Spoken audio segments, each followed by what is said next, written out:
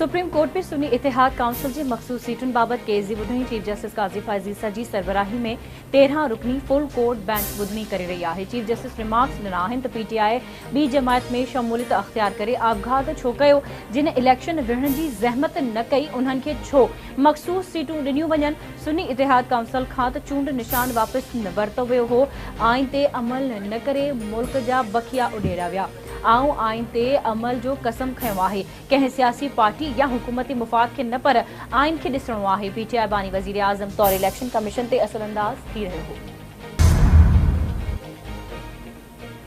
Sindh assembly जे budget इजलास ते बहस हलंदड़ पीपी मेंबर मारी राशिदी गैर कानूनी रहंदड़ गैर सिंधियुनि खे नेकाली ॾियण लाइ अलॻि अथॉरिटी क़ाइम करण जो मुतालबो कंदे चयो आहे त सिंध जा वसीला कानूनी तौर रहंदड़ सिंधियुनि लाइ आहिनि। सुप्रीम कोर्ट जो हुकुम अची चुको आहे त अफ़गानियुनि सूधो गैर कानूनी रहंदड़ पनाहगीरनि खे नेकाली ॾिनी वञे।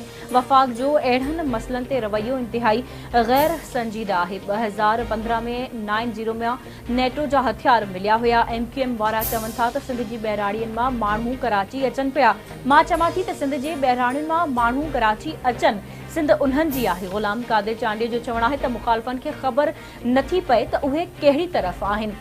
उहे अहिड़ियूं ॻाल्हियूं कनि था ॼण कराची शहर उन्हनि आबाद कयो हुजे। सिंध पाकिस्तान खां अॻु हिकु मुल्क हो जंहिंजो पंहिंजो सिक्को हो। कराची खे पीपी छायो उर्दू ॻाल्हाईंदड़नि जा थोराइता आहियूं जिन इज़त ॾिनी। सिंध हुकूमत खे गुज़ारिश आहे त सखर बैराज मामले ते ब्रीफिंग ॾिनी वञे। बैराज जे मामले ते माण्हुनि में बेचैनी आहे। असां महसूस करियूं था त सिंध हुकूमत सखर बैराज लाइ मुतहरिक आहे। यूसुफ बलो चयो त सिंध हुकूमत जो पीपल्स बस सर्विस तारीख़ी मनसूबो आहे। लियारी में सर्विस शुरू करण ते सीनियर वज़ीर शर्जिल इनाम मेमण जा थोराइता आहियूं। लियारी खां हब रिवर ताईं बि सर्विस शुरू थिए त सुठो क़दम थींदो। लियारी अंदरि बिल्डर माफ़ियाऊं गैर कानूनी तौर ते इमारतूं ठाहे रहियूं आहिनि। वॾो वज़ीर ऐं मकानी खातनि वारो वज़ीर नोटिस वठे। लियारी में पाणीअ जी लाइन मां माफ़िया पाणी चोरी करे विकिरो करे रहियूं आहिनि। सिंध असेंबली जे इजलास में पीपी MP फयाज़ बुट जी तकरीर दौरान MQM मेंबरनि जो गोड़। फयाज़ बुट जो चवणु आहे त कराची खे रोड रस्ता ऐं बसूं पीपी ॾिनियूं। जाली रिपोर्ट ते मुस्तफ़ा कमाल नंबर 1 मेयर जो लक़ब माणियो। कराची जी तरक़ी जी ॻाल्हि करण ते मुख़ालिफ़ धुर खे तकलीफ़ थिए थी। हिकु अहिड़ो मेयर बि रहियो जेको हमेशह अख़्तियार न हुजण जूं दाहूं कंदो हो। पीपी हमेशह उसूलनि ऐं जमहूरियत जी ॻाल्हि कंदी आहे। ऑपोज़िशन जी हुकूमत तनक़ीद जमहूरियत जो हुस्न आहे। सूबाई वज़ीर सईद गनी जो चवणु आहे त फयाज़ बुट का ग़लति ॻाल्हि न कई आहे। कंहिंजी कारकर्दगी ख़राब हूंदी त ॻाल्हि थींदी। सरदार शाह चयो त सूबे ऐं अवाम जी भलाई लाइ लसानियत ते ॻाल्हाइण खां पासो कयो वञे।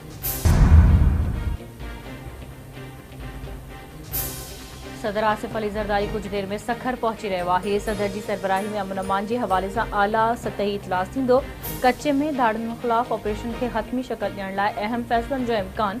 इजलास में सदर खे कच्चे जी सूरत हाल, सखर हैदराबाद मोटरवे ऐं घोटकी कंदकोट पुल जी तामीर ते बि ब्रीफिंग ॾिनी वेंदी। ज़रीन मूजिब सदर आसिफ ज़रदारी सखर बैराज जो दौरो बि कंदो। सदर जी आमद जे मौक़े ते सिक्योरिटी जा इंतज़ाम सख़्त कया विया। सदर जे दौरे खां अॻु वॾे वज़ीर सैयद मुराद अली शाह सखर बैराज जो दौरो करे सूरत हाल जो जाइज़ो वरितो। सखर बैराज में मुतासिर थियल ॿिनि दरवाज़नि जी बहालीअ वारो कमु जारी। गेट नंबर 44 खे पाणी मां कढी मथे आंदो वियो। चाइनीज़ कंपनी गेट 44 जी मुरम्मत करे रही आहे। दरवाज़े जी मुरम्मत खां पोइ लॻाइण में 2 ॾींहं लॻी सघनि था। गेट नंबर 47 जी जाइ ते किसान गेट हणण लाइ काफर डैम ठाहियो वियो। किसान गेट खे अपस्ट्रीम में आणे पाणी मुकम्मल रोकियो वियो। हफ़्ते में दरिया जे पॉन्ड लेवल ठाहिण शुरू कई वेंदी।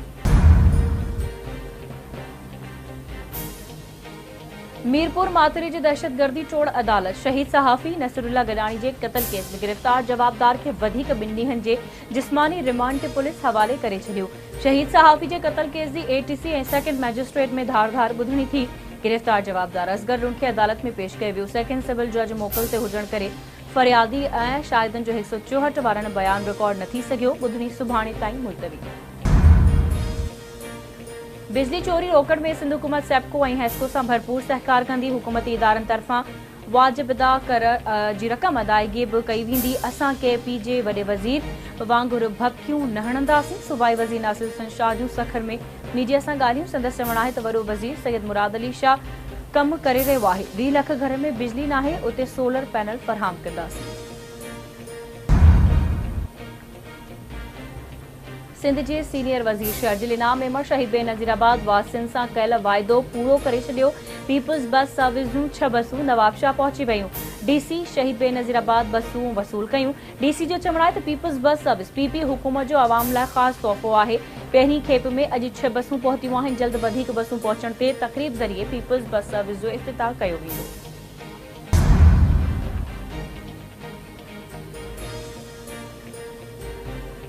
फौजी अदालतुनि में सिविलियंस जे ट्रायल बाबति केस खे जल्द ॿुधण लाइ सुप्रीम कोर्ट में दाख़िल दरख़्वास्त कई वई आहे। दरख़्वास्त में इस्तदा कई वई आहे त केस खे 1 जुलाई खां शुरू थींदे हफ़्तनि में मुकमल कयो वञे। अदालती हुकुम बावजूदि केस अॼु ताईं ॿुधणीअ लाइ मुक़ररु न थी सघियो। फौजी अदालतुनि में हिरासत हेठि जवाबदारनि जे केसनि जो फ़ैसिलो सुप्रीम कोर्ट कार्रवाई सबबि रुकिजी चुको आहे। बांदी में अणॼातल हथियारबंदनि जी फायरिंग बजणा क़तल। मोरो रोड ते वाक़िए जमाली मार्केट में मोटरसाइकिल सवार 2 अणॼातल हथियारबंदनि दुकान ते फायरिंग करे ॾिनी। गोलियूं लॻण सबबि शाहिद रज़ा जमाली ऐं बशीर अहमद जमाली सख़्त ज़ख़्मी थी पिया, जिन खे अस्पताल दाख़िल कयो। सिंध में ईंदड़ 3 ॾींहनि ताईं गर्मी जी लहर बरक़रार रहण जो इम्कान। कराची शहर में पारो 41 डिग्री सेंटीग्रेड ताईं पहुची वियो। गर्मी जी शिदत 52 डिग्री ताईं महसूस थियण लॻी। हैदराबाद, थरपारकर, उमरकोट, मीरपुर ख़ास, यामशोरो, दादू ज़िलनि में मिट्टी जे तूफ़ान ऐं हल्के वसकारे जो इम्कान। मौसमियात खाते जी अॻकथी खां पोइ पीडीए में लाॻापियल ज़िलनि जे डीसीस खे ख़त लिखी अॻुवाट एहतियाती उपाउ वठण जी हिदायत करे छॾी।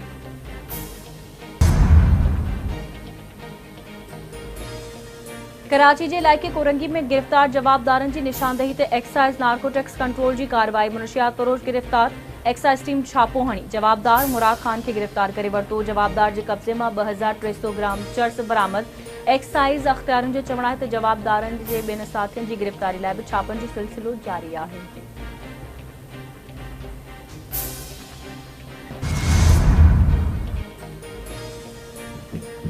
तंगवाणी भरसा ॻोठ ख़ान मोहम्मद गुजराणी वासी व नौजवान गुम थी विया। हबीबुल्ला गुजराणी ऐं हबीबुल्ला ॾहाणी जे वारसनि पारां अग़वा जो शक ज़ाहिर। नौजवान जी ॻोल्हा में मदद जी अपील।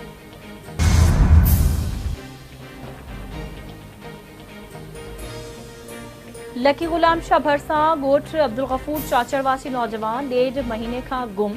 वारसनि पारां अग़वा जो शक। रफ़ीक अहमद चाचड़ जा वारिस परेशान। एनसी दाख़िल ॻोल्हा बावजूदि नौजवान जो ॾस पतो न पइजी सघियो। वारसनि जो चवणु आहे त खेनि शक आहे त रफ़ीक चाचड़ खे अग़वा कयो वियो आहे। नए देरे भरसा ॻोठ कोठी कलहोड़ो मां अग़वा थी वियल 2 भाइरनि खे पुलिस पारां मुक़ाबले बाद बाज़ियाब कराइण जी दावा। पुलिस मूजिबि ज़रई ज़मीन तां अग़वा थी वियल मोटण ऐं ख़ालिक कलहोड़ो खे बाज़ियाब कराए हिक धाड़ियल खे हथियारनि समेत गिरफ़्तार कयो वियो आहे।